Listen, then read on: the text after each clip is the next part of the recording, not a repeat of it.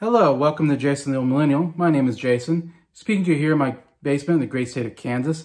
And this video, actually, I'm going to review two books that I read recently that I checked out at the library.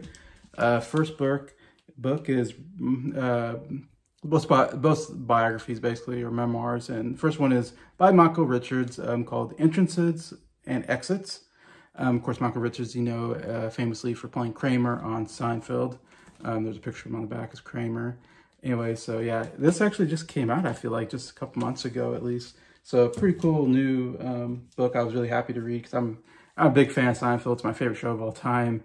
And Michael Richards is my probably favorite actor in a TV show of all time. Kramer is the funniest character of all time. The other book I am checking out is Waxing On, The Karate Kid and Me by Ralph Macchio.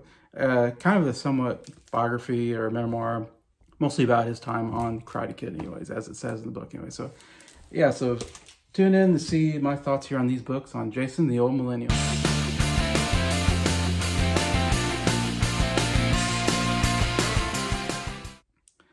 Hello everybody, hope everybody's doing well here on a Thursday evening.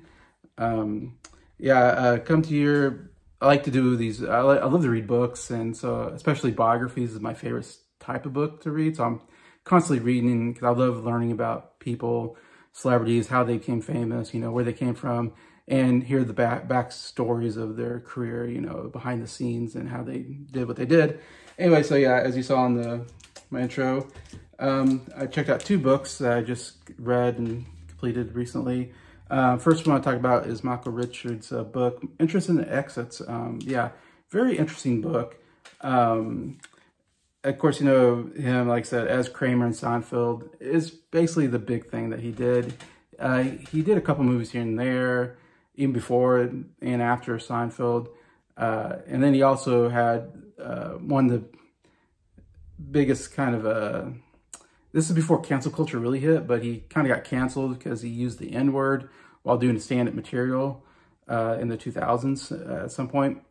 And this got him really hot water, anyways. And he talks about it in this book as well. Anyways, that's kind of part of the interest of reading this book and seeing his viewpoint on that, which kind of, yeah, really, I don't know what you say, really hurt his reputation, hurt him as an actor. He had a hard time getting work for a while. He doesn't really do a lot. Until he's pretty much retired, I think, from acting. You don't really see him anymore. He doesn't really get out there anymore. And he's probably, I think he's in his 70s by now. So he's actually getting quite a bit older as well. Anyway, so yeah, very interesting person, I think. And interesting read, I think, overall. Actually, it's a pretty good read. I read through it pretty quickly because I was very fascinated by the subject matter, of course. And what I like about this one, it's actually one of the longer books I've read. As you can see, it's actually thicker than like the Phil Collins book, the Patrick Stewart book, the Matthew Perry book I've reviewed on the channel. A lot of those have been over only 200 pages long, which I always felt like it's kind of short. But this one is almost like 400, I believe. Yeah, it's over 400 pages. So I do appreciate that. I do like, if I'm reading a biography of somebody, I guess I like to get, you know, a lot of information. And when I see a 200-page book, I felt like, oh, they didn't put a lot of effort into it. Maybe I'm being overly critical of that. But when I see a 400-page book, I'm like, okay, good. He put a lot into this in a lot of details, which I like. And there's a lot of details on his life in here. So I appreciate that a lot about Michael Richards in this book. Yeah, you know, Michael Richards, he came out, I think, of New York. He never knew his father. His father left the family before. And in fact, he was told that he died in war. And then he found out later, I think that his dad, that was a lie that his mom told him. So there's a whole thing about that. And a lot of, so he lived somewhat, you know, I don't know, what do you want to call it? Hardship in life growing up. No father. His mother and him didn't always get along as well, though they did later on. He also lived with his grandparents, and his grandpa died when he was young of a heart attack, and his grandma had dementia. And he grew up with his grandma who got dementia, who eventually passed away too. And so it was just him and his mom. And like I said, he had a lot of struggles knowing what happened to his father and questioning, you know, what happened to his father. So there's a lot of interesting aspects of that. And it does seem like, as you read the book, Michael Richards does have a lot of anger issues. And we see that played out, of course. And we've seen, like I told you, in the real life, it's caused him a lot of problems anyway. So it's very unfortunate. And he's had to have like a lot of therapy. It's a lot of actors have to have therapy because they all have family issues, it seems like. But that's his major family issue kind of growing up. Kind of interesting. He actually was in the army during Vietnam. He got drafted, I believe. But he didn't fight in battle. He actually got into a comedy troupe, which no surprise because he's naturally just a funny, gifted actor and physically gifted comedian. And so I actually got in with doing bits and doing kind of, what do you call it, skits.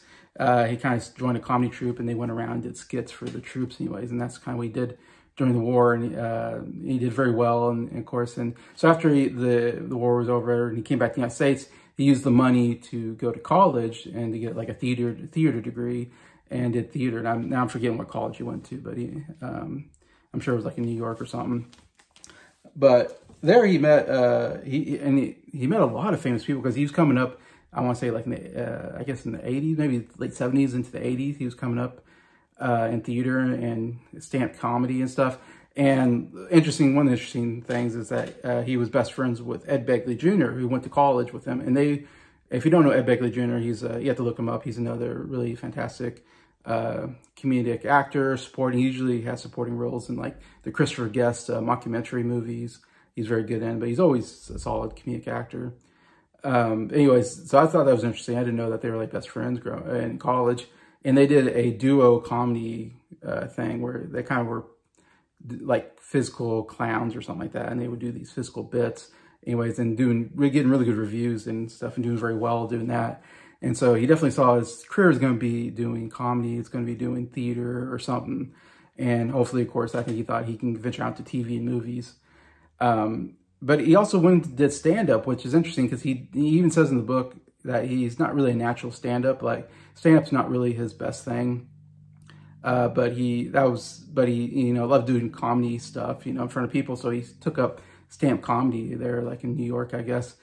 And I kind of agree. I've seen him do stand-ups. I mean, he does funny physical bits, but it doesn't seem like he's a natural stand-up comedian, like the greats are. So it was never really his big thing, but he did do well enough that he ended up getting like a full-time job doing stand-up at the big comedy clubs there. And it was kind of interesting hearing his stories about, being with Robin Williams, especially. Like him and Robin Williams were pretty good friends, which I thought I never knew that. I thought that was a pretty fascinating idea, seeing, two comedy legends, in my opinion, Michael Richards and Robin Williams. Like, I would love to see them together and what they were talking about and what kind of bits they could come up with together.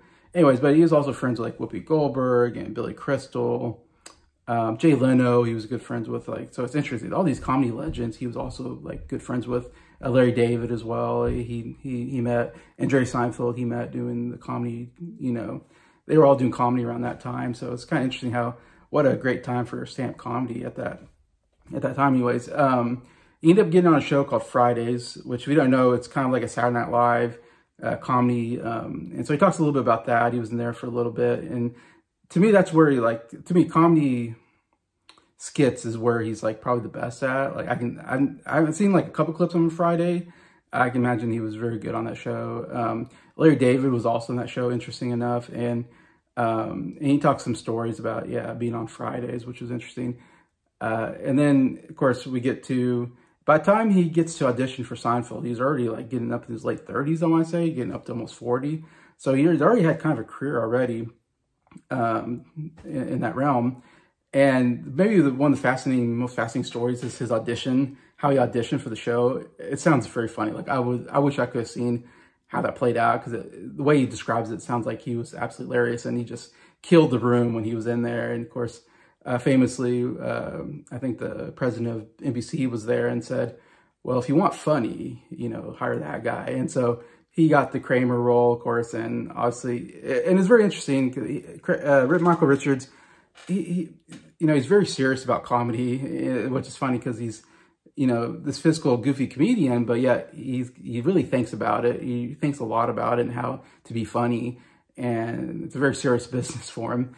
And because of that, he's definitely a bit strange at times, and even his writing, when you read the book, you kind of get an idea that there's something a little strange about him. I think that fits what we know about Michael Richards. So it's interesting when you read it, you go, okay, this guy's there's something weird about him. He's not normal, but he's an absolute, physical comedic genius, in my opinion, and created one of the greatest characters of all time. But it's interesting him talking about getting into it and how Kramer really didn't have much of a character, and he was so worried about, like, what do I do with this Kramer character? He doesn't really, and he's trying to really figure out who is Kramer. It's kind of interesting hearing his thought process of how he created the character, which he goes in pretty good detail of, which is the highlight of the book, of course, is him talking about Seinfeld, because I'm a big Seinfeld fan. So that's the big reason why you want to read the book. If you're a Seinfeld fan, obviously it's going to be a fascinating book for you, because you get to hear, majority of the book is about Seinfeld, I would say, because that was the majority of his life, it seems, as far as his being an actor and all that. Anyway, so it's kind of interesting how that character developed. He kind of goes through, like, how he goes through each season and kind of talks about the highlights for him, and that was really great. I love how he talks about, working with the different actors and how he loved working with them and all the stuff that they brought to the table. A lot of great stuff there. Definitely the best part. In fact, I'd say, like, when I was reading through it, I'm like, man, this is a really good book. Like, I'm, like, really hanging on to it because I love all these stories about his time in Seinfeld. He actually got married when he was young, like 22 years old. He doesn't really go into a lot of detail about his marriage. It was kind of interesting. Some of his personal life, he doesn't really go into much detail. And he has, like, one daughter through that marriage, which he talks a little bit about, but not a lot. He was married for like 20 years, and then they got divorced. And so he kind of goes into that and and he was doing Seinfeld at the time when he got divorced, and how that really wrecked him at that time. And he was going through a really hard time at that point, because he's married for quite a while, which I didn't know. He had a long marriage and had a kid by that. I never really heard much about his personal life. So that was also pretty fascinating. Yeah, so anyway, so he gets through the whole Seinfeld part, and then he's really kind of lost. After Seinfeld, he's already, like, getting to his 50s by this point, or I think getting close to 50, so he's getting a little bit older. He loved his time with Seinfeld, but then a part of him kind of wanted to move on. Part of him really didn't want to be in show business anymore. I felt like he was ready to almost quit, which is interesting, because that's when he was really hot as an actor. It was Seinfeld, he won 3 Emmys, which it's kind of interesting to hear him talk about the Emmys and how he was always shocked when he won, because he never thought he would win, which is stupid, because, like, of course you're going to win. You're so great. Like, that's one of the greatest characters. Like, I was like, obviously you should win every time, but he won 3 times, which he was always shocked about and very appreciative, though he didn't like, and he kind of is one of those guys that's a little more of he doesn't like the limelight, which is interesting. Like, how do you become an actor? And he does theater. He loves the laughter and the applause. But at the same time, he likes to be a character, but he doesn't like to be himself, which happens with actors. So he does talk about that, how he doesn't really like the limelight. He doesn't like, everybody. He doesn't like doing the red carpet. He doesn't like being at parties.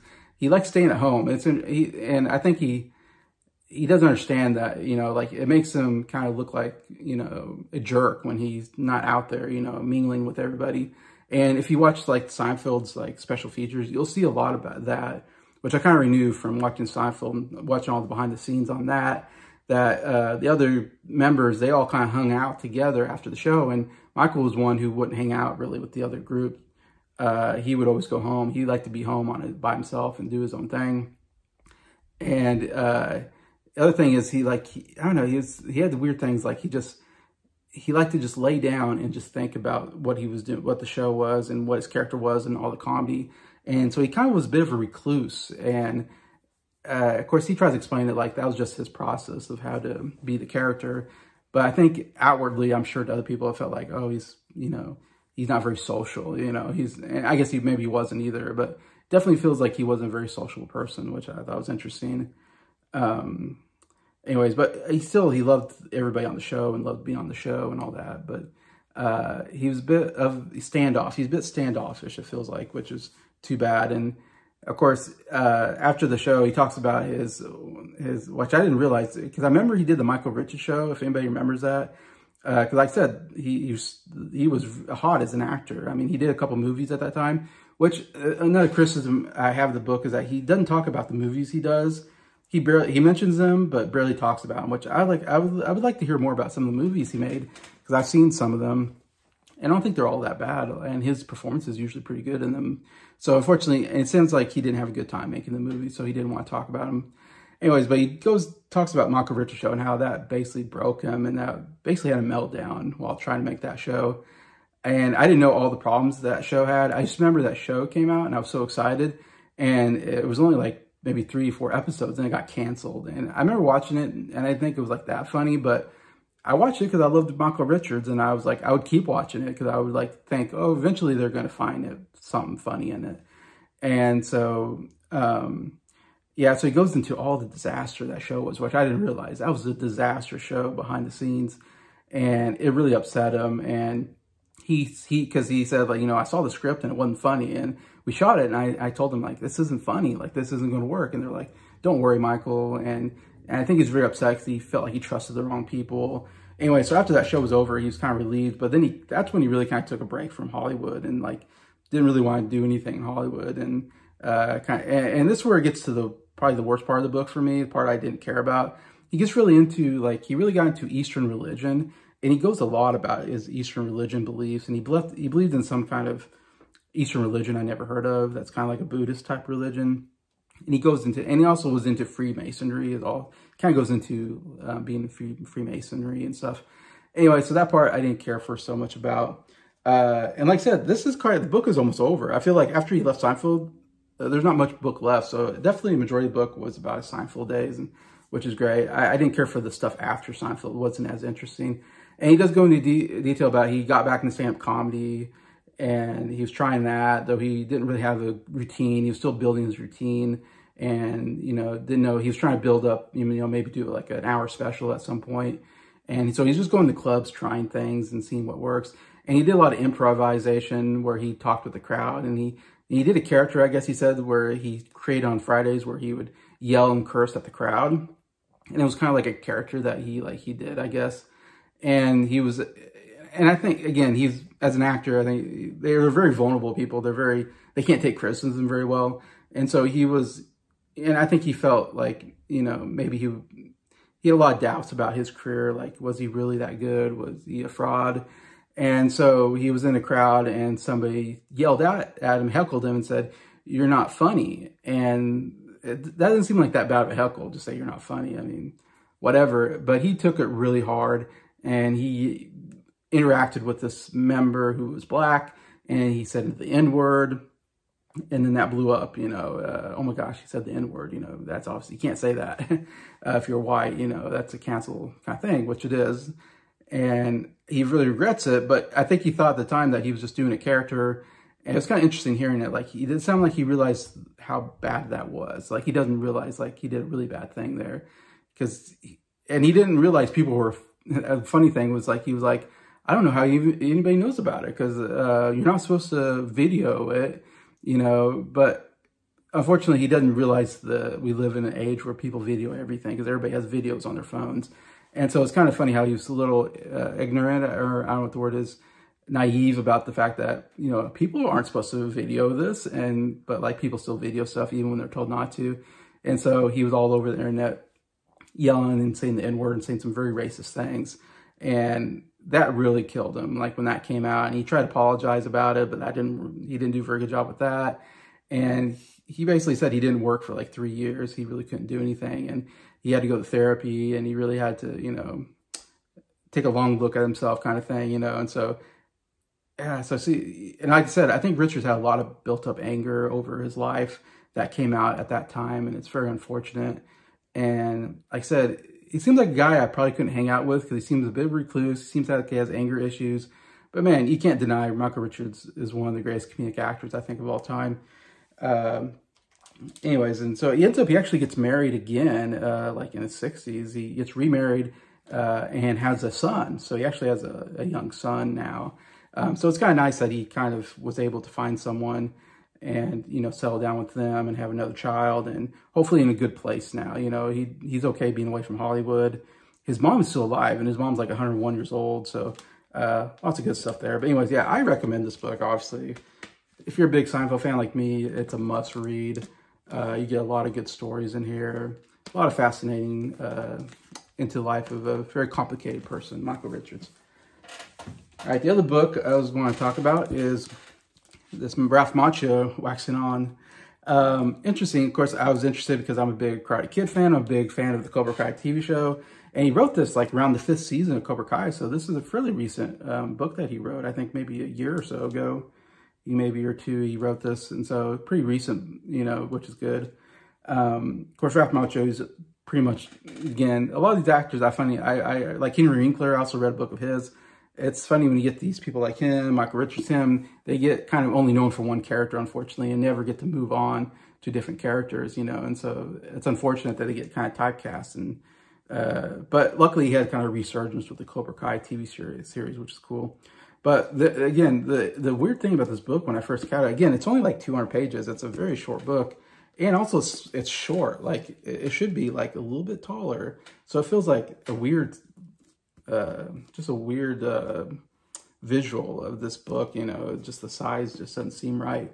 It's a very quick read. I read this pretty quickly. Like I said, not a lot going on as compared to like, it's like half the size of the Michael Richards book. But what surprised me about this, because I thought, okay, this is like a biography, like I'm going to learn about his growing up and all this stuff. He doesn't really talk about his growing up that much in here. He doesn't talk a lot about his personal life. It's basically just about Karate Kid. I mean, this whole book is really just about making the Karate Kid movies, or mainly the first Karate Kid movie. And it talks a lot about Cobra Kai. That's the main two things he talks about. So if you like Karate Kid and Cobra Kai, you know, there's some good stuff here because he tells a lot of stories behind the scenes and of working on those, which is really cool. He basically even starts the book out just about his audition for Karate Kid and how he got on the show and how the audition process went. And he was he was 22, but he was playing like a teenager. He also did The Outsiders right before this. That was like his big thing. Again, my criticism is he barely talks about The Outsiders. He barely talks about like My Cousin Vinny. I mean, he made a couple movies here and there. Like those are probably the big ones, Outsiders and My Cousin Vinny, and then the Karate Kid franchise. I wish he went in more detail about those movie processes, because I'd be interested in hearing how it was making those movies. But he basically kind of starts with how he got the role and how that changed his life. And then he goes in detail of like he goes into a lot of detail, which is really cool because you learn a lot about the Karate Kid in this book. You know, how he met the other actors. And that's probably the coolest part of the book is him describing his relationship with the other actors. Him and Pat Morita had a great relationship. Like he says, he really respected him, just like the character in the movie. It's funny, him and William Zabka, who played Johnny Lawrence, it's funny how he kind of talks about how they really weren't that friendly to each other, because I think a lot of that is because they were enemies in the movie, so it's hard to be friendly with somebody who you're doing a lot of scenes with where you're, you know, fighting each other. And so he kind of talks about how he really didn't have much relationship with him for like 20 years. Like 20 years, they're both famous for this movie, and they really didn't talk or do anything with each other until Pat Morita's funeral. When Pat Morita died, they both were at the funeral, and that's when they kind of got back together, and then they become good friends since then. Also, he talks about, what's her name, Elizabeth Shue, who played, you know, Allie, his girlfriend in the movie. And it was interesting talking about her because she doesn't come back for the other movies, and he talks in detail about how he feels really bad that they didn't do justice to that character until Cobra Kai. They kind of finally brought that story back and kind of did some justice to the character, and how he felt really bad about Elizabeth Shue, and like they maybe did her a little dirty, and he says that he didn't have any relationship with her at all, though he liked working with her. He didn't really talk to her for like 30 years, which is kind of crazy because you're both iconic for this movie. And of course, she had a really good career afterwards, but it was kind of interesting to hear him say, like, you know, yeah, he didn't talk to her really for 30 years until they did Cobra Kai. And then they finally kind of start talking, and they're now friends. But so that was kind of interesting talking about some of those stories and those relationships with, and some other people in it. But yeah, and just the shooting process of Karate Kid, he goes in a lot of detail about how he shot certain scenes and all that. And he has a lot of good humor. I think it's a very fun book to read. He has a real good sense of humor, I think, and a lot of interesting stories. And yeah, so, but the thing I was kind of surprised me, like I said, it's really just about Karate Kid. That's like the only thing he talks about in this book. Even Karate Kid 2 and Karate Kid 3, he barely mentions, which I was really shocked. I was like, I kind of want to hear about how he made Karate Kid 2 and 3. He mentions them. He even mentions that he didn't like Karate Kid 3 and he thought it wasn't a very good movie, which I agree that I never thought that was a very good movie. Second one's pretty good too, but third one definitely was weak. And he even mentions it, which I thought, oh, that's interesting. though they brought back, you know, Terry Silver and made him a major character in the Cobra Kai series, which he says now he's glad they made the third movie because then they got to bring back, you know, Terry Silver, which was a big deal in the Cobra Kai. It was very cool when he came back. You know, that's what I love about Cobra Kai is when they bring back all the old actors from the movies. That's so much cool nostalgia. But yeah, anyway, so yeah, so he goes in a lot. So yeah, it's like, man, I wish I could hear more stories about those movies. So I'm a little disappointed in this book that he didn't go in more detail about other stuff that he worked on, mainly just Karate Kid. And then he does talk quite a bit about Cobra Kai, because he's currently working on that and how he got that show going and how he was reluctant to take the part because he was like, I don't want to ruin the legacy of the character, you know, and in the movie, you know. And, you know, so I'm glad they talked him into doing the movie or doing this TV show, because the TV show is one of my favorite TV shows. It's fantastic, which the second part, I think this Friday, maybe tomorrow. Yeah, tomorrow, which is a good thing I'm doing this book report review, because yeah, the Cobra Kai, the second half of Cobra Kai Scene 6 is coming out tomorrow. So yeah, definitely want to check that out. So we'll see how the show ends, basically, because it's like last season. But yeah, so he goes into Cobra Kai, which is very interesting as well. Yeah, so that part's good. The other thing is weird, at the very end, he kind of just spends some chapters just talking about like his advice or like philosophy on life, and like in being a celebrity. He talks about just like what it is to be a celebrity and how he's you know, how he deals with that part of his life. And I don't know, he goes in a lot of it's weird. I don't know how to say it, like philosophy on life, and like how Karate Kid has, you know, the balance. You need to have balance in your life, and how he uses the you know, the life lessons of Karate Kid and how to apply it to life, which is a little weird at the end, because I'm like, okay, I don't need your advice, Ralph Macchio. I just want to hear about, you know, what it was like to be on Karate Kid and other stuff, you know. So that was kind of a weird part. The last 2 chapters or so were, to me, kind of weird. Like, I didn't need that part of it. So yeah, I would say my big criticism is that I wish there was more to this. I wish he would tell more about his life, more about other movies. But the stuff he says about Karate Kid is absolutely fantastic. Very fascinating stories and behind the scenes that I really enjoyed and all that. So it's, yeah, definitely it's still a good book. I recommend reading if you like Karate Kid or Cobra Kai. Definitely get a lot of great stuff here. And it's a really fast read, so that's also kind of nice. So yeah, again, both recommendable books. And again, I know Mike from DigiZ that read this book, and I'd definitely love to hear your opinions, Mike, on the book and what you thought. I know you've done a video on it a while ago. So anyway, besides that, I know it takes a little while to do these 2 books, but hopefully you get a lot of information from these reviews. And if you like to read, definitely check these books out. I think very fascinating if you like these movies or TV shows. And anyway, besides that, comment if you read them, what you think. I'd love to hear anybody else's thoughts on either the books or on their careers. And besides that, just thank you so much for watching this video. Thank you for liking it. And thank you to all my subscribers for supporting the channel. I appreciate you all, and hope you have a good day.